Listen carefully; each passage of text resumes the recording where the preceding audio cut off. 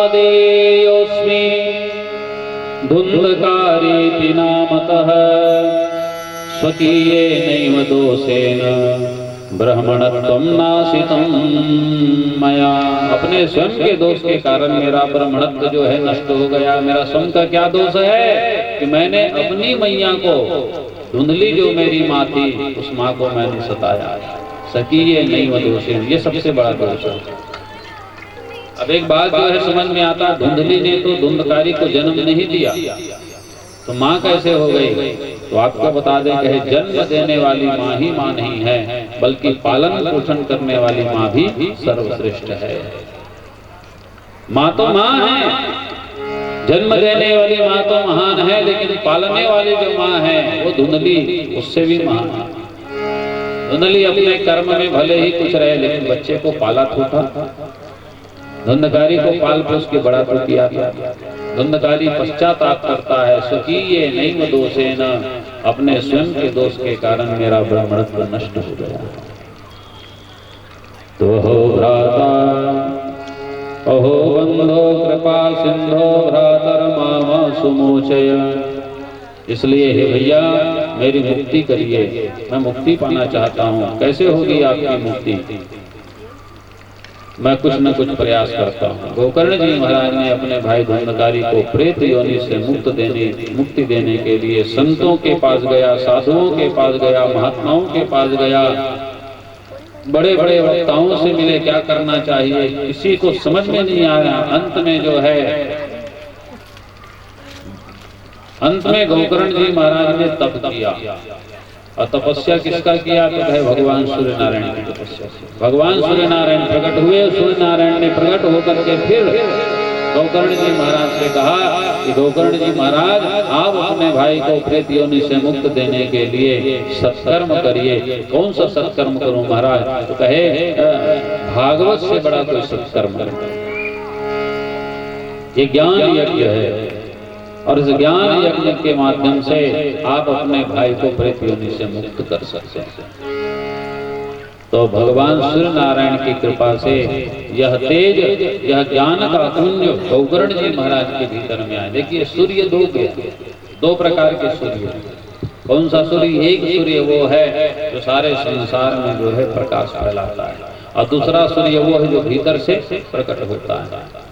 तो बाहर का जो सूर्य है वो तीन लोगों के ताप को, तीन लोगों के अंधकार को दूर करता है, और भीतर का जो सूर्य है, भीतर का सूर्य जिसको हम ज्ञान सूर्य कहते हैं,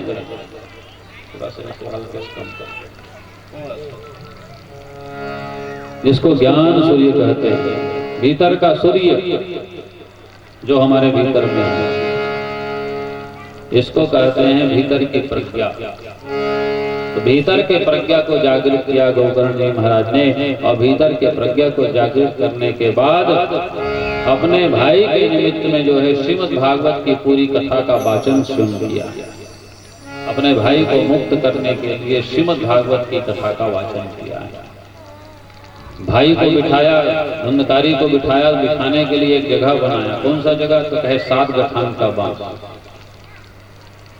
ये बांस जो लगाया जाता है ना, एक आदमी ने पूछा, महाराज ये बांस क्यों लगाते हैं? कहिए इसमें यहाँ आसपास जितने भी धुंधकारी होंगे उसको यहाँ बिठाएंगे। भले कथा जो है आपके नए घर के प्रवेश के कारण हो रहा है, लेकिन ये भागवत है। भागवत में सब जीवों का अधिकार रहता है। तो जितने भी यहाँ धुंधकारी भटक रहे होंगे ना सुंदर नगर में, जिनकी कहीं जो है अल्पकाल में कहीं मृत्यु हो गई हो, है ना, इस पृथ्वी में, इस जगह में आज ही नहीं पिछले कई वर्षों से भी यदि कोई धुंधकारी यहाँ आसपास भटक रहा होगा तो सबको जो है जगह दिया गया है। कौन सा जगह? ये बांस के 7 गठान का जो जगह है ना, वो सब धुंधकारी के लिए। जितने भी धुंधकारी भटक रहे होंगे सबको यहाँ बैठना पड़ेगा। तो पंडित लोगों ने आह्वान किया, तो सब धुंधकारी के बैठने का एक जगह है। धुंधकारी को बैठाते हैं कहाँ? कहे 7 गठान वाली बात। धुंधकारी मतलब प्रेत, प्रेत मतलब हवा। हवा को कहीं पर स्थान नहीं मिलता। हवा को बिठाने के लिए एक आधार चाहिए, प्रेत को बिठाने के लिए एक आधार चाहिए। प्रेत क्या है? ये प्रेत तो कहे हैं ये प्रेत शैतान का नाम, दूसरा नाम प्रेत है। इसके बहुत सारे पर्यायवाची अक्षर हैं, पर्यायवाची शब्द हैं। इसी को प्रेत कहते हैं, इसी को मसान कह लो, इसी को भूत कह लो। हमारे भीतर में एक भूत बैठा हुआ है, बैठा हुआ है कि नहीं बैठा हुआ? ये हमारे भीतर में जो बैठने वाला भूत है वो कौन सा है? तो खाली मन, खाली दिमाग, क्या कहते हैं इसको? खाली दिमाग शैतान का घर। तो ये भीतर में भी एक भूत बैठा हुआ है। एक बार एक जन आदमी ने प्रेत का सिद्ध कर जिन्न के थे, जिन्न। भूत का भी एक प्रकार का क्वालिटी है, उसका नाम है जिन्न। तो जिन्न सिद्ध कर दिया। जिन्न मन कहाँ रहता है? पुराने समय में से चिराग में घिसे ना, तो हम जिन्न प्रकट हो जाए, जो हुकुम मेरे आका वो सामने आ जाए। जिन्न मन की एक आदत है। जिन्न जब आदमी को सिद्ध कर लेते नहीं तो जिन्न घंटों काम से चुटकी बजाते साफ कर देते। माने तौर कहूँ 10 दिन के भी काम है नहीं, चुटकी एक बार बजा ही नहीं, 10 दिन के काम है सामने में, एक चुटकी में ही तैयार। तो इसने वो आदमी है जिन्न सिद्ध कर दे। जिन्न है वो जब का भी काम रहे ना, चुटकी बजाते ही वाला पूरा कर दे। कई दिन के काम ला, घंटों काम ला, मिनटों। लेकिन वो जिन्न के एक शर्त भी रहा, महाराज मैं तो सब काम ला करूँ, मगर बोला काम लगातार मिलना चाहिए। यदि मोला काम नहीं दे तो भाई मैं पूरे काम तमाम कर दूँ। अब ये आदमी है मेरे पास तो बहुत काम है, चुटकी बजाए काम करवाए, फिर चुटकी बजाए, फिर ये काम करो, फिर चुटकी बजाए, फिर ये काम करो, फिर चुटकी बजाए, फिर ये काम करो। लेकिन तक कते काम देगे बोला, वो तो बड़े बड़े काम ला भी चुटकी बजा के पूरा कर। अब आगू मांग खड़ा हो जाए, काम दे, नहीं तो फिर मैं तुम्हारा ही तमाम कर दूंगा, काम तमाम खत्म। अबे आदमी परेशान के सबका बड़ा हाला काम करते, किसे करना चाहिए? तो एकदम महात्मा पास एक दिन साधु महाराज ले जाकर समस्या बताई, महाराज गलती से ठग जिन्न सिद्ध कर पड़े हो, आवाज बार बार खड़े हो जाते, काम बता, काम बता, कते काम ला बताना। तब वो महाराज नहीं अखर कान में फिर गुरु मंत्र, और फिर जब जिन्न हाथ प्रकट हुई, जो मेरे आका काम बताओ इसी, तो काम बताओ इसे की नहीं। तब ये आदमी किसी काम करो, कहे जंगल जाओ, और जंगल जाके 107 गठान के बांस लेके आओ। 7 गठान के बांस मांगे। अब क्या करना है? तो कहे कुछ नहीं करना है, अंगना में गड़ा देते, अंगना में गड़ा देते, चुटकी बजते ही अंगना में गड़ गया। अब क्या करना है? तो कहे कुछ नहीं करना है, वही बांस में जा चढ़त रहा, उतरत रहा, चढ़त रहा, उतरत रहा, चढ़त रहा, उतरत रहा। कब तक? तो कि जब मैं हाँ इशारा करके नहीं बोला हूं तब तक चढ़त रहा, उतरत रहा, चढ़त रहा। तो जिन्न काम मिल गए नहीं कैसे? और जिन्न को जब काम मिल गया तो जिन्न जो है वो चढ़ने लगा, खूंटे में चढ़ रहा है, उतर रहा है, चढ़ रहा है, उतर रहा है। तो ऐसे ही इस मन को जो है खूंटा दे, मन को एक खूंटा देना जरूरी है ना? कौन सा खूंटा? भगवान का चरण रूपी खूंटा। संसार के हर काम करो, जब जो काम समझ में आ जाए, जब जो को काम समझ में आ जाए वो काम कर लो, मगर जब मन खाली हो जाए तो मन को उस खूंटे के पास भेज दो, बेटा चढ़ते रहो, उतरते रहो, चढ़ते रहो, उतरते रहो। भगवान के नाम का खूंटा, भगवान का चरण रूपी खूंटा, उस मन को पकड़ा दो ताकि वो मन इधर उधर न भागे, ताकि वो मन इधर उधर न भटके और आपका नुकसान न करे। तो ऐसा ही ये मन है, ऐसा ही ये प्रेत है, ऐसा ही ये धुंधकारी है। इसको 7 गठान का एक बांस दिया और उसी में बिठाया। एक एक दिन कथा हुई, एक एक गठान फटने लगी। ये मन रूपी जो धुंधकारी भीतर में बैठा हुआ है ना, भीतर में भी एक बांस ऐसा बोलते हैं योगी लोग। जैसे 7 गठान जो है बांस सामने में ये पड़ा हुआ है, ऐसे ही 7 गठान का एक बांस भीतर में भी है। ऐसा संत लोग कहते हैं, योगी लोग कहते हैं। 7 गठान शरीर के भीतर में भी है, जिसको हम 7 चक्र बोलते हैं। योगी लोग बतलाते हैं कि ये 7 चक्र जब फटता है ना, परमात्मा का दिव्य दर्शन हो जाता है। लेकिन ये 7 चक्र फटना चाहिए। हर लोगों का नहीं फटता। कोई योगी होता है, कोई महात्मा होता है। गीता में भगवान कृष्ण कहते हैं या निशा सर्वभूतानां तस्याम जागृति संयमी। जब रात्रि के अंधकार में रात के 12 बजे अर्धरात्रि के समय कोई भोगी जब जो है अपने भोग में मस्त रहते हैं, उस समय संसार का कोई योगी जो है जागता है और जाग करके अपने योग को सिद्ध करता है। उसी का ये ग्रंथि जो है फटता है, उसी की वासनाएं की ग्रंथि जो है फटती हैं और उसी को गोविंद मिलता है, उसी के जीवन में चमत्कार होता है। तो ऐसे ये 7 गठान का बांस है जहां पर धुंधकारी को बिठाया गया। 7 दिन की कथा हुई और 7वें दिन 7वां चक्र फटने के बाद सुंदर एक दिव्य विमान भगवान के धाम से आया और उस दिव्य विमान में बैठ करके धुंधकारी जी महाराज 4 भुजाधारी बन करके भगवान के पार्षद के समान रूप बना करके भगवान के धाम को गमन करते हैं। वृंदावन में हरिलाल की जय, सत सनातन धर्म की जय, शंकर भगवान की जय। यही है धुंधकारी के मुक्ति की कथा, जिसको हम गौकर्ण के माध्यम से समझते हैं, जानते हैं। गौकर्ण, गौ माने कान, कर्ण मतलब इंद्रिय। गौकर्ण के माध्यम से एक बात और जान ले कहें, इसमें धुंधली नाम का एक प्रेत है। धुंधली के अलग से कोई 2 सिंह नहीं है। आज के समाज का धुंधली कौन है? तो कहे जो पति से छल करे वही धुंधली है। धुंधली ने पति से ही छल किया था और परिणाम क्या हुआ? कहे धुंधकारी जैसा बेटा हुआ। यदि पति से छल नहीं करती तो बेटा जो है धुंधकारी जैसा नहीं होता। होता क्या? नहीं होता। आत्मदेव जी महाराज ने गोकर्ण के लिए फल लाया था, गोकर्ण जैसा बेटा पाने के लिए, लेकिन धुंधकारी की किस्मत में नहीं था, इसलिए उसको धुंधली की किस्मत में नहीं था, इसलिए उसको धुंधकारी जैसा बेटा मिला। और आत्मदेव जी महाराज की भावना अच्छी थी, इसलिए आगे चल करके गौकर्ण के माध्यम से इनको जो है सुंदर दिव्य गीता का ज्ञान मिला और इसके जीवन का कल्याण हो गया। तो धुंधली मत बनिए। हर बहन, हर बेटियों को जो है चाहिए, सारी बहनों को जो मैं एक बात का निवेदन करता हूँ कि संसार में कहीं भी आपका छल चल सकता है, लेकिन जिस पति के चरणों में जो है हम पूरा तीर्थ की कामना करते हैं, जिस पति के लिए सनातन धर्म में कहा गया है कि पति के चरणों से बढ़ करके और कोई तीर्थ नहीं है, कोई धाम नहीं है, कोई व्रत नहीं है, कोई पूजा नहीं है, ऐसे पति से यदि कोई पत्नी छल करे तो वही धुंधली। पतिव्रता धर्म का पालन करिए, पति के प्रति पवित्र भावना बना करके रखिए, आपकी भी सद्गति होगी।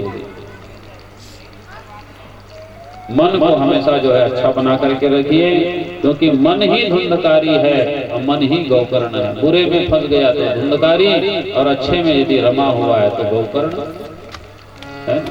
मन के 2 पहलू, अच्छा मन और बुरा मन। तो अच्छा मन जो है वो गौकर्ण है और अच्छे मन के माध्यम से ही भगवान गोविंद का ध्यान होगा, भजन होगा। तो मन को मजबूत बनाने की कथा ही गौकर्ण की कथा है। स्वताम समाजो भविता सप्तरात्रेण सुदुर्लभा। कथा के कुछ नियम बिंदु भी हैं, तो थोड़ा सा लाइन से नियम बिंदु का भी श्रवण पान कर लें। पहला नियम है कि पहले आप जो है कथा जब कराते हैं तो कथा कराने वाले आयोजक परिवार, जैसे श्रीमान दिलीप सिंह जी ने, श्रीमती नीतू देवी ने, बड़ी सुंदर जो है इस कथा का आयोजन करने वाली हमारी श्रीमती माताजी कस्तूरी बाई, उन्होंने बढ़िया आमंत्रण निमंत्रण पत्र इत्यादि छपवाया है। तो आमंत्रण निमंत्रण जो है अवश्य जो है पहले वितरित करें, पहला नियम। दूसरा नियम ये है कि कथा सुनाने वाले जो भी हैं वक्ता, भले ही वो 1 नंबर का महामूर्ख ही क्यों न हो आपकी दृष्टि में, लेकिन समझना क्या है तो कहे वो वक्ता को जो है सुखदेव स्वरूप मान करके ही जो है आपको कथा श्रवण करना है। क्योंकि वक्ता को यदि वक्ता के समान जो है आसन आपने दिया है तो भाव भी जो है सुखदेव समान रखना बहुत जरूरी है। यदि पहले से ही मान के बैठ गए कि हम तो सब जानते हैं, ज्ञानी हैं, तो ऐसे में जो है कथा समझ में नहीं आएगी, है ना भाई। तो इसलिए चाहे वाचक जो है जैसा भी है, यदि आपने वाचक तय कर लिया है तो कुछ सोच समझ करके तय किया होगा, क्योंकि यदि हम वक्ता तैयार करते हैं कि हमें इनके माध्यम से कथा श्रवण करना है, तो जितने भी मन का संशय है वो पहले से मिटा लेना चाहिए, उसके बाद ही कहीं पर जो है आयोजन होना चाहिए। अब पहले से ही आपने जो है मन में तय कर लिया है कि फलाने पंडित जी हमारे वक्ता हैं, तो उस वक्ता को जब आसन में बिठा दिया जाए, चाहे वह कोई भी हो। ये कथा मैं कर रहा हूँ इसलिए मैं नहीं बोल रहा हूँ, जो भी कथा करे व्यासपीठ में बैठने वाला हमेशा सम्माननीय है। उनके प्रति व्यर्थ की बातें, आलोचनात्मक बातें, आलोचना में दृष्टि, ये सब जो है वो व्यर्थ है। ऐसा करने से जो है कथा बैठती नहीं है, कथा समझ में आती नहीं है और उलझन बढ़ती जाती है। क्योंकि वैसे भी आज सनातन धर्म को बाबा लोगों ने बहुत बदनाम कर दिया है। हम लोग जितना भी दंश पीड़ा कष्ट झेल रहे हैं ना, सब बाबा लोगों के कारण ही झेल रहे हैं, है ना। आजकल टीवी में जो है सब बाबा लोगों ने जो है बहुत ही अनाप शनाप हरकत करना प्रारंभ कर दिया, इसलिए हम जैसे ब्राह्मणों को जो है बहुत कुछ सोचना पड़ता है। और हम तो कहते हैं भैया, हम तो एक बात बोलते हैं हमेशा व्यासपीठ से, कोई आबा बाबा के चक्कर में मत फंसो, क्योंकि संसार में सभी बाबाओं के बाबा तो हमको एक ही बाबा दिखते हैं, वो कौन है? भोले बाबा। यदि आपको चक्कर में आना है तो भोले बाबा के चक्कर में आइए, बाकी किसी बाबा के चक्कर में आने की जरूरत नहीं है।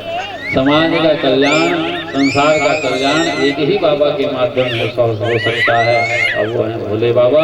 तो भोले बाबा ही हमारे सुखदेव जी महाराज हैं, जिनकी कथा हमें कल श्रवण पान करने को प्राप्त होगा। भागवत में जो है एक और नियम है, कहे फलहारेण वा भाग्यम, है ना। जितना हो सके कम खाइए, गम खाइए। कम खाओगे तो नींद नहीं आएगी, ज्यादा खाओगे तो नींद आएगी। भागवत का नियम है उपवास रख करके कथा श्रवण करना। कितना उपवास रखोगे? तो कहे कथा का नियम है कि जो परीक्षित बनता है उसको जो है निराहार रह करके कथा श्रवण करना चाहिए, है ना। माने खाना पीना नहीं है, 7 दिन तक 9 दिन तक बिना खाए पिए कथा श्रवण करना चाहिए। हाँ जी जी जी जी, नहीं मैं माने एक बात बता रहा हूँ, पूरा बात नहीं हुआ है। व्यास जी महाराज कहते हैं कि कलयुग में कलयुगी जीव जो है निराहार रह करके कथा नहीं श्रवण कर पाए, क्योंकि भूखे भजन न होए वो पाला, तब हाथ में ले लो कंठी माला, है ना। तो इसके लिए कहा गया है फलहारेण वा भाव्यम, यदि निराहार नहीं रह सकते तो फल खा करके कथा श्रवण कर सकते, 2 टाइम फल खा लीजिए। और फिर भी अन्न में जो है मन गया हो, क्योंकि कलयुग में अन्न में प्राण है, ऐसा बताते हैं, है ना। तो कलयुग में अन्न में प्राण है, बिना अन्न खाए मन नहीं मानता, तो एक टाइम अन्न खा लीजिए। और फिर भी महाराज फिर भी मन न माने तो व्यास जी महाराज कहते हैं 2 टाइम खा लीजिए।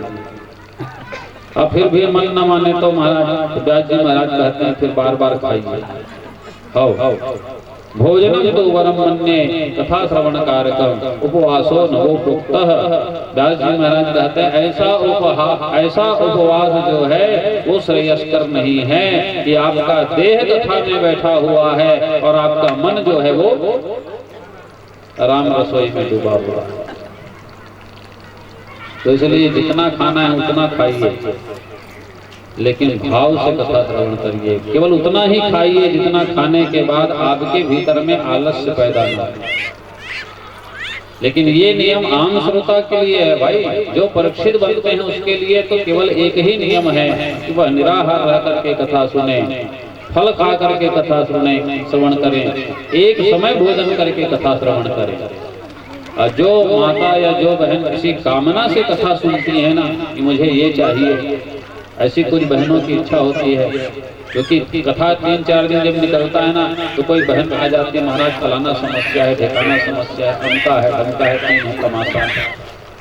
तो उन माताओं को बहनों को आज ही बता दीजिए कि कल भागवत प्रारंभ होने वाला है। यदि आप आए तो कल से आ जाएं, संकल्प करना है तो कल से संकल्प करिए, 7 दिन तक बैठ करके नियम से कथा श्रवण करिए और उसके बाद ये कल्प वृक्ष का चमत्कार देखिए, है ना। क्योंकि बीच में आने वाले, बीच में अपनी समस्या रखने वाले वो ये नहीं जानते कि भागवत है क्या।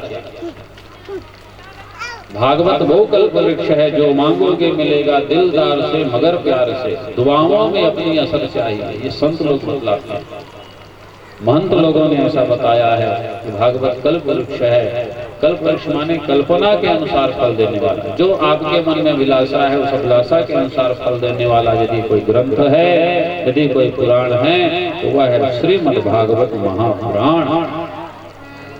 कथा का एक और नियम है कि 7 दिन तक परीक्षित जो है वो देवतुल्य माना गया है। 7 दिन तक किसी को गाली मत देना भैया, क्योंकि परीक्षित को देवता माना गया है और देवता के मुख से जो निकलता है वह सत्य हो जाता है। तो आप अच्छा बोलेंगे तो भी सत्य होगा, आशीर्वाद देंगे वह भी फलित होगा, और यदि किसी को गाली करेंगे, गलौज करेंगे, किसी को बुरा कहेंगे तो उसका भी परिणाम बड़ा दुखद होगा। और जहां तक हो सके, ये 4 घंटा रोज कथा चलने वाला है। दाऊ जी कितने घंटा? 4 घंटा। आज तो एक ही घंटे में कथा सुना रहा हूँ, है ना। 7:30 बजे कथा प्रारंभ होगी और 8:30 बजे है, देख लीजिए। तो आज तो 1 घंटा, कल 4 घंटा हुआ होगा। तो कैसे बैठेंगे? यहाँ पे सोफा लगवा लीजिए, है ना। नीचे में नहीं बैठ सकते, ऊपर बैठिए, है ना। लेकिन मन आपका जो है कथा में रमना चाहिए। हम देख रहे हैं बड़ा तकलीफ हो रहा है आपको, है ना। तो सोफा लगवा लीजिए, सोफा में बैठिए। हमारी चिंता मत के, हमारा आसन एकदम ऊंचा है, लेकिन आपको जो है बैठना है, और वो भी 4-4 घंटा बैठना है। तो आप अपने पहले आसन को पक्का करिए, क्योंकि बिना आसन पक्का किए, है ना, जितासनो जितस्तासो जित संगो जितेंद्रियः स्थूलो भगवते रूपे मनः संधारिये धिया। मन को जो है, मन के भीतर में सूक्ष्म शरीर बैठा हुआ है, सूक्ष्म शरीर को एकदम एकाग्र करना बहुत जरूरी है। कत को झमला अस्कट एग्रोसिटी लगते महाराज, संगीत थोड़ा से झमाझम रहना चाहिए। तो आज के संगीत है इसने चले, हमारे जिन कलाकार है तो यहाँ अभी ट्रेन में है, जब वो सफर पूरा कर ली तबे आई।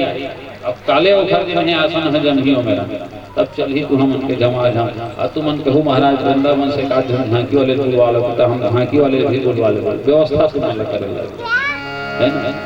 तो बढ़िया अच्छा झांकी भी हो सकता है। वैसे हम संगीतकार की व्यवस्था कर दिए हैं। हमारे तबला में जो है बढ़िया सुंदर हमारे छोटू भाई हैं, हेमंत जी हैं, पेड़ में हैं, 2 आचार्य इधर हैं, 2 महाचार्य इधर लोग बैठे हुए हैं, और एक हमारे जो पंडित जी आने वाले हैं पेंड्रा से, है ना, वो रात में ट्रेन बैठेंगे, सुबह आएंगे, है ना।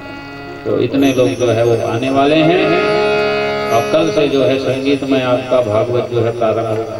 भाई ठीक है, आज इतने संगीत से ही आपने काम चलाया। गौकर्ण की कथा के माध्यम से जो नियम है वो मैंने आपको बतला दिया। अब कल से कथा भागवत की हम प्रारंभ करेंगे। तो 2 मिनट के लिए भाव के साथ गाइए, शेष चर्चा कल करेंगे। प्रेम से बड़े भाव से भगवान नाम का संकीर्तन करते हुए सम्मिल करते हुए नारायण। दीप जला करके तैयारी करनी है आपकी। नारायण नारायण लक्ष्मी रमणा नारायण नारायण नारायण लक्ष्मी रमणा नारायण नारायण लक्ष्मी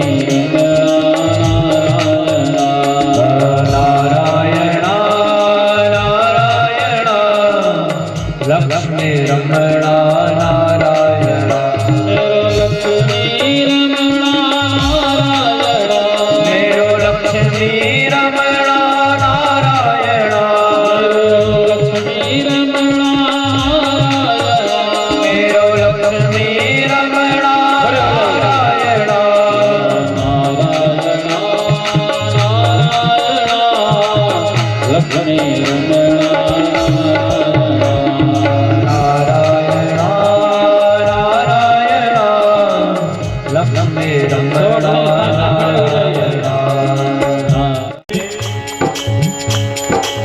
सिंह परिवार के समस्त सदस्यगण बंधु आरती के समय जहाँ भी हैं, जैसे भी हैं, सब पंडाल में उपस्थित लक्ष्मी रमणा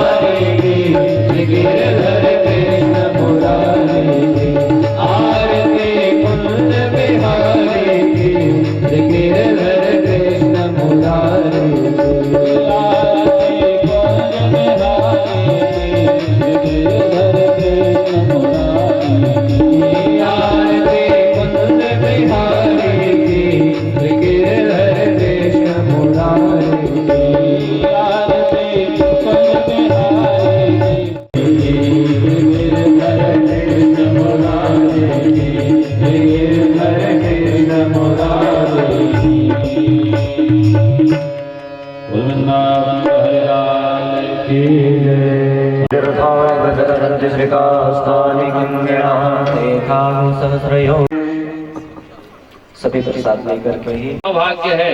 ये सौभाग्य सभी जजमान लोगों को हम नहीं दे पाते, क्योंकि अभी पिछली दो कथा में शास्त्री जी जो है वो बनारस चले गए थे, तो उनका आप श्रवण पान करेंगे, बढ़िया पारायण बैठ करके सुनिए, भागवत जी का पारायण है ना, और अपार पुण्य लाभ जो है आपको प्राप्त हो।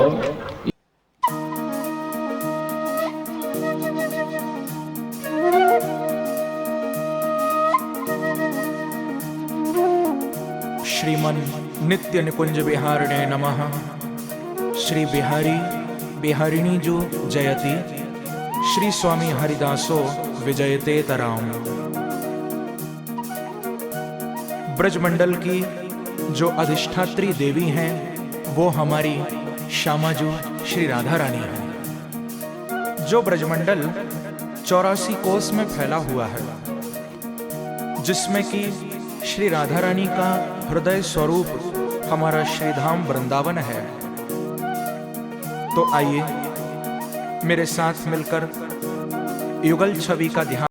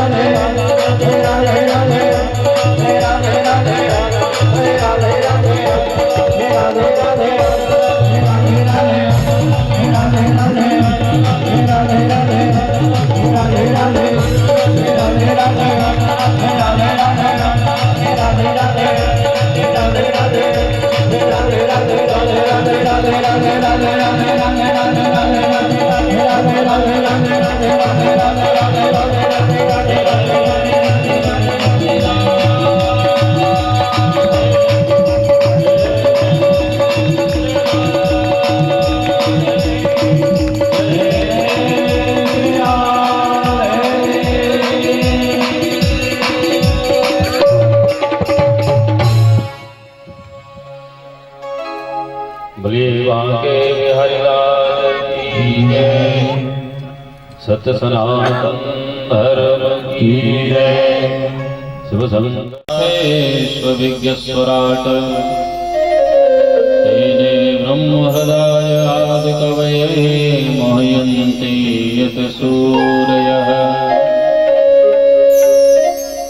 तेजो वारिमृगां यथा विनिमयो यत्र त्रिसर्गो मृषा।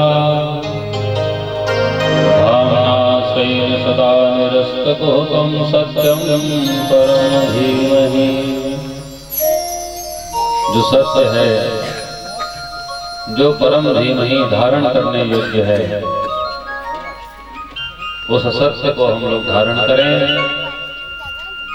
जो सृष्टि के प्रारंभ में भी था, वर्तमान में भी है और आने वाले युग युगांतर तक जिसका अस्तित्व रहेगा, उस परम तत्व को हम हृदय में धारण करें।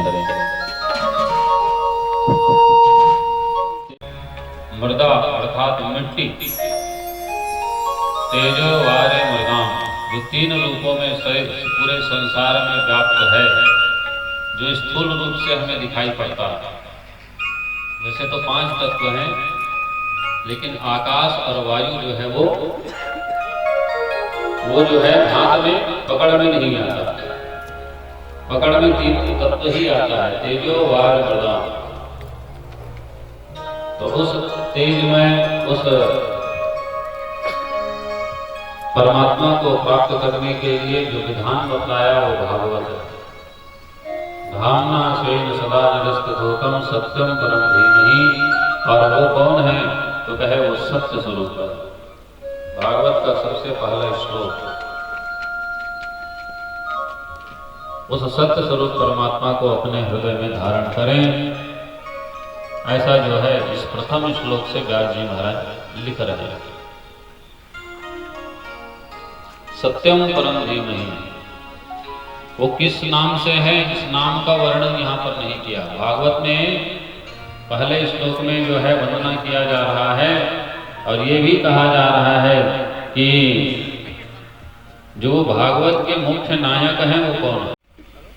नाम इसलिए नहीं लिखा क्योंकि भागवत जो है किसी एक पंथ को सपोर्ट नहीं करता। होने लगा जीते जी जो है भागवत श्रवण करो,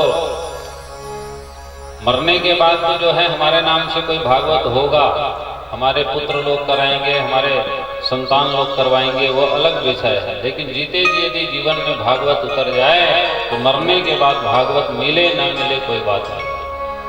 जीते जी जो जीवन का कल्याण करे वो भागवत है, वही अमृत है जो भागवत रूपी अमृत कहलाता है। कैसा अमृत है? अमृत है कहाँ? थोड़ा सा विचार करिए, कहाँ कहाँ मिलता है अमृत? तो कोई सिंधु में बतावे, कोई चंद्र में लखावे, कोई नारी के अधर में, कोई शेष रजधानी में। कहाँ कहाँ है अमृत? किसी ने कहा कि सागर में अमृत है, कोई सिंधु में बतावे, कोई चंद्र में लखावे, कोई चंद्रमा की ओर दिखा करके कहता है कि चंद्रमा में अमृत है। तो कहे जो आनंद सिंधु सुख राशि, आनंद सिंधु, आनंद के सागर से वह एक बिंदु हमारे जीवन में हमें प्राप्त हुआ। अब बताइए, पूरा यदि सागर ही मिल जाएगा उस दिन कितना आनंद आएगा, है ना? तो ऐसा सुंदर भागवत महापुराण, आइए हम स्वागत करते हैं पूरे चौहान परिवार और उनके इष्ट मित्रों का। भागवत की ओर पुनः आगे बढ़ते हैं, सब मिल करके बड़े भाव के साथ 2 मिनट के लिए वंदना करें। कृष्ण गोविंद हरे मुरारे, हे नाथ नारायण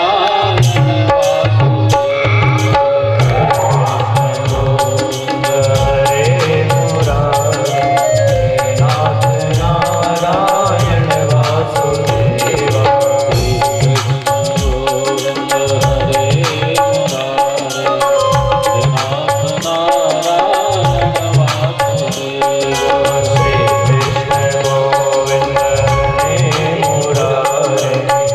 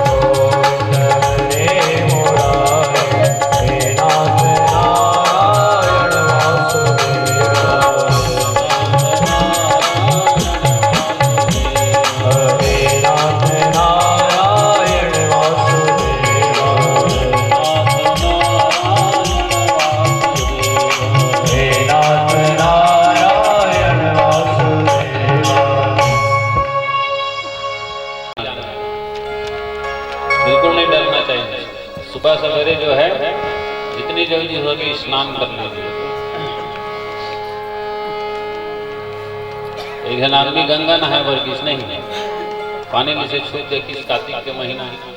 ओहो भारी ठंडा है। नहाओ घन नहाओ करत रही उसके हम पाँव फिसल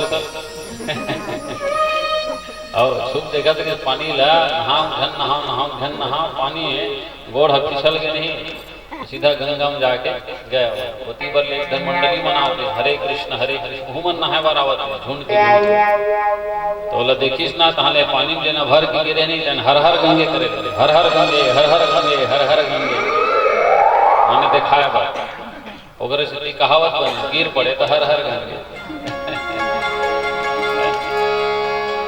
गंगे तव दर्शनात् शांति गंगे तव दर्शनात् मुक्ति ही ये ऐसा भागवत जी रूपी गंगा है जिसके दर्शन मात्र से ही मुक्ति मिल जाती है। व्यास जी महाराज ने भागवत का निर्माण किया। अब व्यास जी महाराज भागवत लिखने के बाद अच्छा लिखे कैसे तो कहे भगवान गणेश जी महाराज की कृपा से भागवत का निर्माण पूरा होता है। गणेश जी महाराज राइटर हैं, व्यास जी महाराज जो है प्रोड्यूसर है निर्माता। जो प्रकाशित करने वाले हैं वो वेद व्यास जी महाराज हैं, लिखने वाले गणेश जी महाराज। गणेश जी महाराज ने लिखने से पहले एक शर्त रखा व्यास जी से, कहे व्यास जी देखो मेरी एक शर्त है कि मैं कहीं पर विराम नहीं करूंगा, आपको लगातार बोलना होगा। व्यास जी महाराज एक पल के लिए सोचे, फिर गणेश जी महाराज से बोले महाराज ठीक है मैं लगातार बोलूंगा, आप लगातार लिखना, लेकिन मैं जो भी बोलूंगा पहले आप उसको एक बार विवेक से विचार कर लेना, क्योंकि आप विवेक के देवता हैं। मैं तो बोलूंगा महाराज लेकिन हो सकता है मेरे बोलने में कुछ गलत हो, तो गलत और सही को आप सुधार करके ही लिखिएगा। व्यास जी महाराज बोलते गए और गणेश जी महाराज लिखते गए। व्यास जी महाराज जो है हर 100 श्लोक के बाद एक कूट श्लोक बोला करते थे। भाई व्यास जी महाराज को 2-4 लाइन थोड़ी लिखना है, 18,000 का जो है ग्रंथ लिखना है, श्रीमद् भागवत महापुराण। आदमी 4 लाइन में लिखता है ना तो 4 घंटा सोचता है। बताइए 18,000 लिखने में वेद व्यास जी महाराज को कितना समय लगा होगा। तो वेद व्यास जी महाराज मन में पहले विचार किए कि कहें गणेश जी महाराज तो कह रहे हैं कि रुकना नहीं है, तो विराम कैसे मिलेगा, कहीं बीच में कुछ आवश्यकता पड़ी तब हम क्या करेंगे। तो व्यास जी महाराज बड़े चतुर हैं। व्यास जी महाराज ज्ञानियों में अग्रगण्य। 100 श्लोक के बाद एक ऐसा श्लोक बोलते थे कि गणेश जी महाराज को भी सोचने में बड़ा समय लग जाता था, और इतने समय में वेद व्यास जी महाराज अपना सारा दैनिक कार्य निपटा करके फिर आकर के बैठ जाते थे। इस तरह से ये भागवत जो है पूर्ण हुआ। धन्य है गणपति जी महाराज। थोड़ा गणेश जी महाराज का भी वंदन कर लीजिए। बोल लंबोदर भगवान की भर दे झोली मेरी हो गगन, तेरे दर से न जाऊंगा झोली मेरी हो गगन, तेरे दर से न जाऊंगा खाली। तुम तो पूजे सकल नर नारी, कर्म कर दे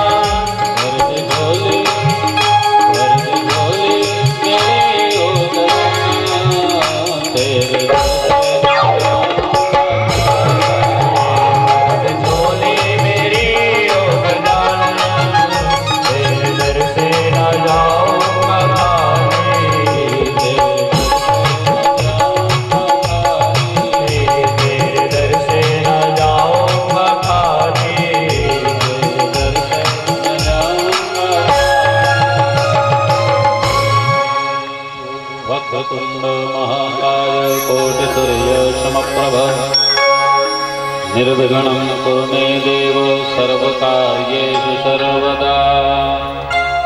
बोल लंबोदर भगवान की जय। हे लंबोदर महाराज, हे गौरी मैया, घराती बराती सबके ख्याल रखना महाराज। देखो कोई भी जब कार्यक्रम हो ना, शुभ कार्यक्रम है ना, कोई भी शुभ मांगलिक कार्यक्रम में सबसे पहले गौरी मैया और गजानन स्वामी को प्रणाम करना चाहिए, धन्यवाद देना चाहिए कि हे गौरी मैया, हे गणेश भगवान, आपकी कृपा से हमने संकल्प कर देता। लेकिन असल में मैं पूरे विश्व को ये बतलाना चाहता हूँ, मेरे ठाकुर जी की कथा में वो ताकत है कि जो एक बार इसको सुन लेता है वह अमर हो जाता है। ये अमर कथा है। यही बात बतलाने के लिए भगवान भोलेनाथ ने यह लीला रची। भगवान भोलेनाथ की कृपा से यह बालक सुखदेव बन करके फिर बाहर आया। 12 वर्ष के बाद माँ के गर्भ से बाहर आया। और बाहर आने के बाद व्यास जी महाराज को प्रणाम किया। व्यास जी महाराज पिता को प्रणाम किया और जंगल की ओर भागने लगा। पीछे पीछे व्यास जी महाराज भागने लगे, बेटा रुक जाओ, बेटा रुक जाओ, मगर बेटा रुकता नहीं। सुखदेव जी महाराज बोले कि मुझे रुकना नहीं है, क्योंकि ये संसार माया है पिताजी। अब एक बार यदि माया का चाशनी जीवन में चढ़ गया तो फिर इस संसार से कोई बचा नहीं सकता, इसलिए मुझे संसार में मत बांधिए। व्यास जी महाराज ने अपने शिष्यों को भेजा, जाओ और कैसे भी करके सुखदेव को रोको। तो शिष्यों ने फिर जो है सुखदेव बाबा को रोकने के लिए भागवत का गीत प्रारंभ किया। भागवत का गीत गाना प्रारंभ कर दिया।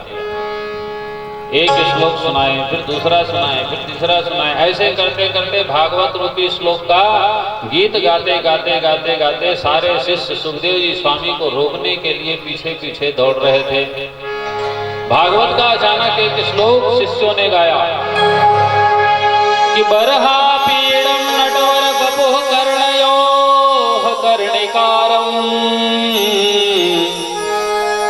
बिभ्रदवासः कनककपिशं वैजयन्तीं च मालाम् रन्ध्राणवेणोरधरसुधया पूरयन् गोपवृन्दैर्मृन्दारण्यं स्वपदरमणं प्राविशद्गीतकीर्तिः। साइकिल हुई है, बताओ लेकिन मतलब विश्वास नहीं हो बतावे कथा नहीं दाऊ जी। तो वो साइकिल देखे एक बार है ना, तुम्हारे बागुर में काखरी हाँ ऐसी साइकिल सबसे पहले। तो साइकिल देखे वो पूरा गांव का आदमी मन है एकदम भीड़ लगा ले, कैसा ढंग के चलत वही कैसे पार्टी छोड़ पे कहाँ चक्का मन अपने पन घूमे लगते। अब धीरे धीरे एक मन में सब जन के खुजली उठी कि हमरो घर ऐसे साइकिल हो जाती, इसमें साइकिल हमरो यहाँ हो जाती। इसमें कहा सब जन के पीठ में खजरी उमड़ गई और सबके घर में एक अक्खक साइकिल हो गई। अब वो साइकिल वाले खुजली खत्म, अब घरों घर साइकिल हो गई। अब साइकिल तो कोनो पूछैया नहीं। उसके बाद आया तेल से चलने वाला फटफटी। अब वो फटफटी देख के सबके फटे लगे। माने हमरो घर एक इसने फटफटी होना चाहिए। पहली बार गांव में फटफटी, फिर 2 ठक, फिर 3 ठक, ऐसे पूरा पूरा गांव भर। अब वो फटफटी तक को न पूछैया नहीं, उखरो खजरी खत्म हो गई। अब कौन सा खजरी है? कहे अब 2 व्हीलर वाली नहीं, अब 4 व्हीलर वाली होनी चाहिए, अब 4 चक्का होना चाहिए। ये खुदगी जो है वो दिन प्रतिदिन बढ़ते जा रहा है, बढ़ते जा रहा है। पुनरपि जननम पुनरपि मरणम पुनरपि जननी जठरे शयनम, बार बार जन्म लेना, बार बार मरण होना। तो ये क्या है? ये खुजली खुजाना बंद नहीं करेंगे तो ये मनुष्य का देह जो है वो व्यर्थ चला जाएगा। साधन धाम मोक्ष कर द्वारा पाए जही पर लोग सवारा। डर से वह धन मांडव ऋषि के आश्रम में छुपा दिया। सैनिकों ने मांडव ऋषि को ही दोषी समझ करके राजा के सामने प्रस्तुत किया, सूली में चढ़वाया गया। मगर मांडव ऋषि ने चोरी नहीं किया था, इसलिए सूली से भी उसका बाल बांका नहीं हुआ। सूली भी जो है उनका कुछ बिगाड़ नहीं पाई। और अंत में फिर मांडव ऋषि सीधा धर्मराज के पास गए और जाकर के धर्मराज से कहे, एक काम करो, कहे पहले खाता खोलो और देखो कि ऐसा मेरा कौन सा पाप था जिसके कारण मुझे सूली में बिठाया गया। खोलो तुम्हारा पन्ना। चित्रगुप्त कांपने लगे। कांपते हुए चित्रगुप्त ने पन्ना पलटाया और धर्मराज के सामने जो है खोल दिया। महाराज दिखा दीजिए।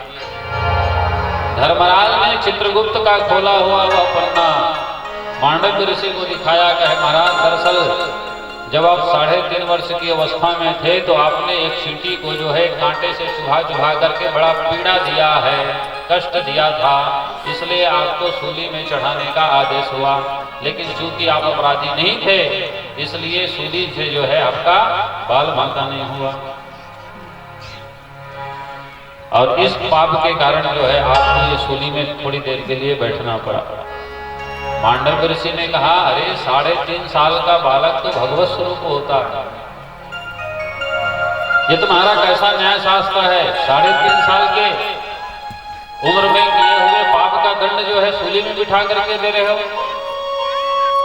आज से मैं विधान बदलता हूं। मांडव ऋषि ने धर्मराज का विधान बदल दिया।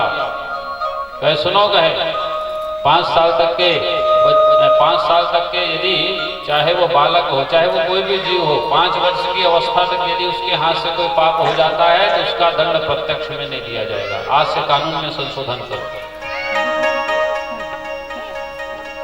उसी दिन से संविधान बदला गया।